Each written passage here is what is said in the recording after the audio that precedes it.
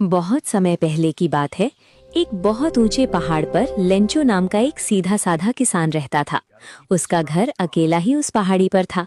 उसके पास मक्के का एक बड़ा सा खेत था। लेंचो अपने खेतों से वैसे ही प्यार करता था जैसे आप अपने खिलौनों से करते हो। वो रोज आसमान को देखता और कहता, बादल जी, बस थोड़ी सी बारिश कर दो तो मेरी फसल मुस्कुरा उठेगी। एक दिन सचमुच काले काले बादल आए। टप टप टप बारिश होने लगी। लेंचो खुशी से नाचने लगा। उसने कहा, ये पानी की बूंदें नहीं हैं, ये तो नए नए सिक्के गिर रहे हैं। लेकिन तभी हु तेज हवा चलने लगी। अचानक आसमान से रुई जैसे सफेद सफेद ओले गिरने लगे, जैसे आसमान से किसी ने सफेद पत्थर बरसा दिए हों।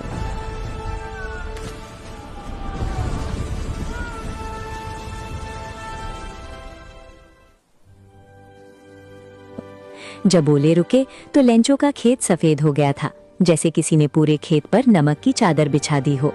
बेचारे लेंचो की सारी फसल टूट गई। वो बहुत उदास हो गया और उसकी आंखों में आंसू आ गए।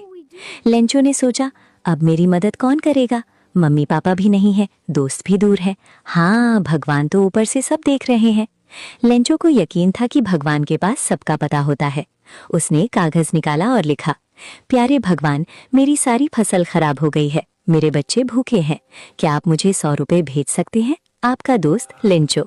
उसने चिट्ठी को लिफाफे में डाला और पते की जगह लिखा, सेवा में भगवान जी, और उसे ले जाकर डाकघर के लाल डिब्बे में डाल दिया। जब डाकिया ने वो चिट्ठी देखी तो वो अपनी हंसी नहीं रोक पाया। वो दौड़कर अपने बड़े ऑफिसर के पास गया और बोला, सर देखो, किसी ने भगवान को चिट्ठी लिखी है।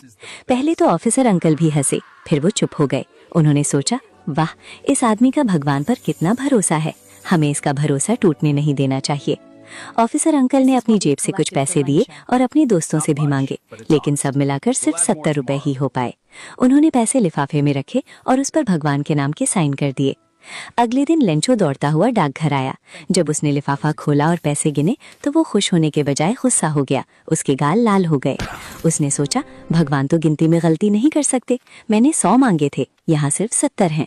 जरूर ये डाकघर के बाबू लोगों ने मेरे 30 रुपए चुपके से निकाल लिए हैं। लेंचो ने तुरंत दूसरी चिट्ठी लिखी, भगवान जी, मुझे पैसे मिल गए, पर अगली बार मुझे पैसे डाक से मत भेजना, क्योंकि ये डाकघर वाले लोग बहुत नटखट और चोर हैं। इन्होंने मेरे पैसे कम कर दिए, बाकी के 30 रुपए भी जल्दी भेजिएगा। बच्चों, इस कहानी से हमें ये सीख मिलती है कि भरोसा बहुत बड़ी चीज है, लेकिन साथ ही हमें ये भी समझना चाहिए कि मदद करने वाला हाथ चाहे जिसका भी हो, वो भगवान का ही रूप होता है। लेंचो ने उन अच्छे लोगों को ही चोर कह दिया जिन्होंने उसकी मदद की थी।